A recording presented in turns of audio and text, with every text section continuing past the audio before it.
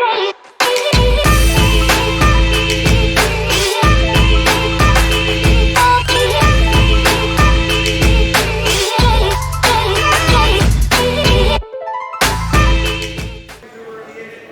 is Lewis Hart for Boxing Social in association with Empire Fights. I'm William Hill, delighted to be joined with Showtime Sonny Edwards.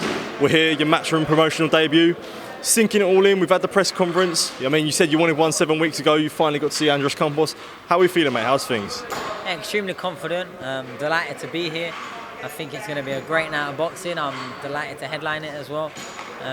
The Zones, Eddie, Matchroom, they've put a lot of belief in me.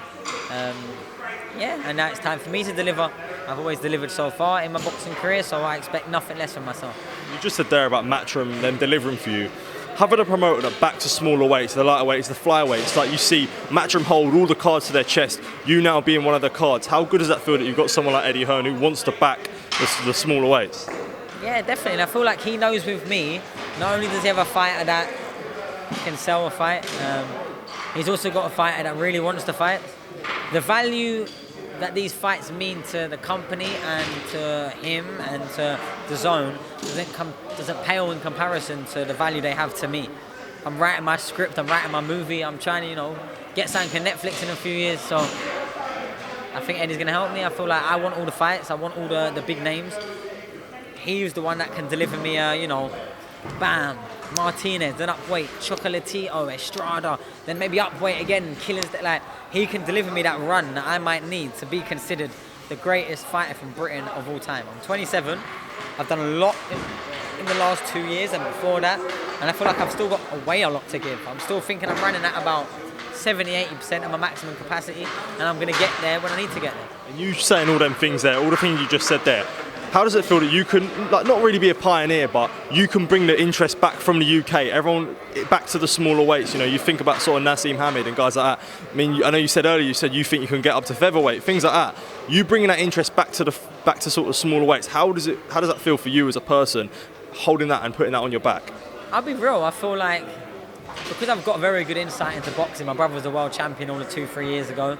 I know what the market was then, and I know what I've made it, and I feel like I've already done it. I've already pioneered to a certain level. I showed that without the world's biggest promoter, I could still put events on, have thousands of people and even more watching from home and being interested in a fight, like you said, of a division that they don't really get much interest in.